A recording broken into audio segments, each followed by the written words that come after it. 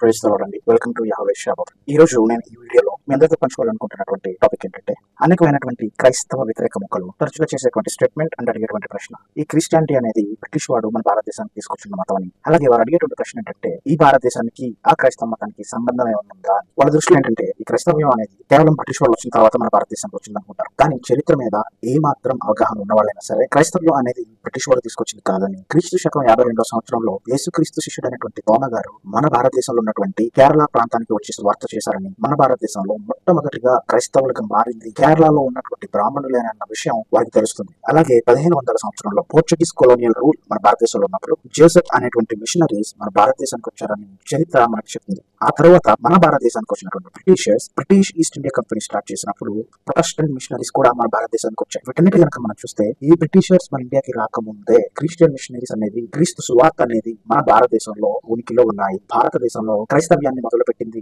British వాళ్ళు కాదు, యేసుక్రీస్తు స్వయాన్న శిష్యుడైనటువంటి తోమ గారు. అలాగే ఈ దేశానికి ఆ క్రైస్తవ మతానికి సంబంధం ఏంటని అడిగేటువంటి చాలా మంది కుహన మేధావులు ఇప్పుడు మేము ఇచ్చేటువంటి సమాధానం అర్థమవుతుందని నేను ఆశిస్తున్నాను. నిస్సందేహంగా నా భారతదేశం నేడు ఈ రోజు ఎలా ఉందంటే అందులో చాలా శాతం క్రెడిట్ అనేది మిషనరీస్ కి చెందాలి. ఎందుకంటే వాళ్ళు ఎడ్యుకేషనల్ రిఫార్మ్స్ తీసుకొచ్చారు, అలాగే సోషల్ రిఫార్మ్స్ తీసుకొచ్చారు, లింగ్విస్టిక్ అండ్ కల్చరల్ రిఫార్మ్స్ తీసుకొచ్చారు, హెల్త్ అండ్ మెడికల్ రిఫార్మ్స్ తీసుకొచ్చారు, రిలీజియస్ అండ్ థియలాజికల్ ఇన్ఫ్లుయెన్స్ కూడా మన భారతదేశం తీసుకొచ్చారు. అంటే క్లియర్ అర్థం కావాలంటే ఒక్కొక్క దాని గురించి ఇప్పుడు నేను అనాలిసిస్ చేస్తూ చెప్తాను. Educational reforms. ఈ క్రిస్టియన్ మిషనరీస్ అనేవి వెస్టర్న్ స్టైల్ ఆఫ్ ఎడ్యుకేషన్ ని మన భారతదేశానికి తీసుకొచ్చారు. ఆ వెస్టర్న్ స్టైల్ ఆఫ్ ఎడ్యుకేషన్ లో వాళ్ళు మెయిన్ ఫోకస్ దేని మీద చేశారంటే science, literature and rational thinking. దీన్ని మనం తెలుగులో చెప్పుకోవాలనుకుంటే సైన్స్, విజ్ఞానము, లిటరేచర్, సాహిత్యము, రేషనల్ థింకింగ్ అంటే తర్కశాస్త్రం, వీటన్నిటిని మన భారతదేశం యొక్క ఎడ్యుకేషనల్ సిస్టమ్ లో ఇంటిగ్రేట్ చేసింది క్రిస్టియన్ మిషనరీ స్టార్ట్ చేసినటువంటి స్కూల్స్ అండ్ ఎడ్యుకేషనల్ ఇన్స్టిట్యూట్స్. అదేవిధంగా వాళ్ళు కో ఎడ్యుకేషన్ సిస్టమ్ కూడా మన ఇండియాలో స్టార్ట్ చేశారు. అప్పుడు వాళ్ళు స్టార్ట్ చేసినటువంటి స్కూల్స్ అనేవి traditional caste based education restrictions కి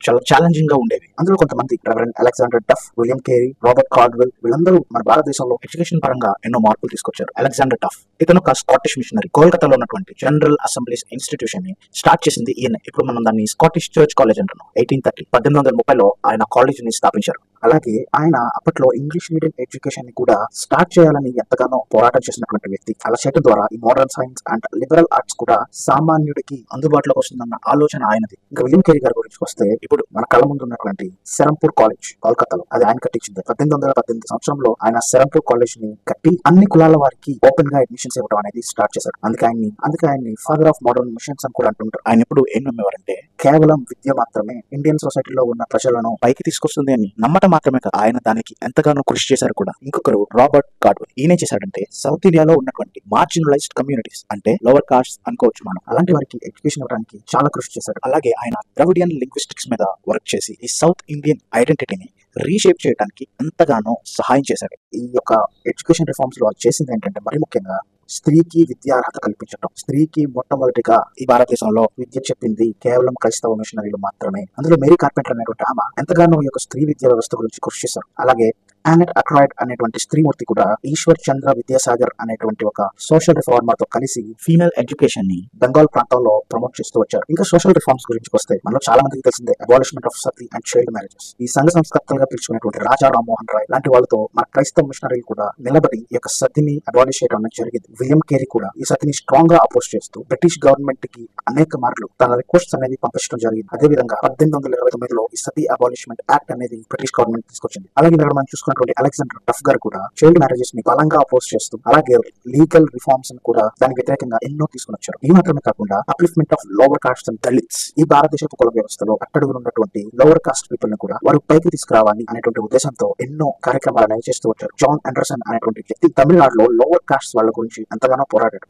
అండ్ వాళ్ళ కోసం స్కూల్స్ ని కూడా ఏర్పాటు చేశాడు. అలాగే అయ్యావో సమికాల్ అనేటువంటి వ్యక్తి యొక్క క్రైస్తవ భావజాలం వల్ల స్ఫూర్తి పొంది ఆయన కూడా ఎన్నో రిలీజియన్ అండ్ సోషల్ రిఫార్మ్స్ చేస్తూ వచ్చారు. ఇదే కాకుండా ఉమెన్ రైట్స్ అండ్ రీమ్యారేజెస్ కోసం అనేకమైనటువంటి క్రిస్టియన్ మిషనరీస్ పోరాటం అనేది జరిగింది. వితంతు పునర్వివాహ చట్టం గానీ అలాగే అబండెంట్ ఉమెన్ కోసం షెల్టర్స్ కూడా అనేకమైనటువంటి క్రిస్టియన్ మిషనరీస్ అరేంజ్ చేయడం అనేది జరిగింది. ఇంకా లింగ్విస్టిక్ అండ్ కల్చరల్ రిఫార్మ్స్ కోసం వస్తే అసలు ఈ ఇండియన్ లాంగ్వేజెస్ ని ఒక స్టాండర్డైజేషన్ చేసింది ఈ యొక్క క్రిస్టియన్ మిషనరీస్. వాళ్ళకి గ్రామర్ క్రియేట్ చేయడం కానీ అలాగే వాళ్ళ పుస్తకాలు వాళ్ళ సాహిత్యాన్ని ట్రాన్స్లేట్ చేయడంలో కూడా ఈ యొక్క క్రైస్తవ మిషనరీకి చాలా పెద్ద పెట్టే ఉంది. విలియం కెరీ గారు బైబిల్ ని బెంగాలీ, ఒడియా, అసామీ అండ్ మరాఠీలో ట్రాన్స్లేట్ చేయడం జరిగింది. First time Bengali grammar and ఆ బెంగాలీ భాషకి డిక్షనరీ రాసింది మన విలియం కెరీ గారు. రెవరెండ్ హార్మన్ గండర్ట్ అనేటువంటి ఒక German missionary for the very first time Malayalam English డిక్షనరీని కంపైల్ చేశారు. ఇది మాత్రమే కాకుండా ప్రింటింగ్ అండ్ పబ్లిషింగ్ ముద్రణ యంత్రాన్ని మన భారతదేశానికి తీసుకొచ్చి అప్పటి వరకు ఉన్నటువంటి సాహిత్యాన్ని పుస్తకాల రూపంలో అందించడం, అలాగే న్యూస్ పేపర్స్ రూపంలో కూడా అందించడం స్టార్ట్ చేసింది ఈ యొక్క క్రిస్టియన్ మిషనరీస్. బెంజమిన్ షాల్స్ అనేటువంటి వ్యక్తి తెలుగును తర్జుమా చేయడంలో, అలాగే తెలుగు బైబిల్స్ ని ప్రింట్ చేయడంలో ఎంతగానో కృషి చేస్తూ వచ్చాడు. ఇది కాకుండా మెడికల్ అండ్ హెల్త్ రిఫార్మ్స్ గురించి వస్తాయి. నేటికి కూడా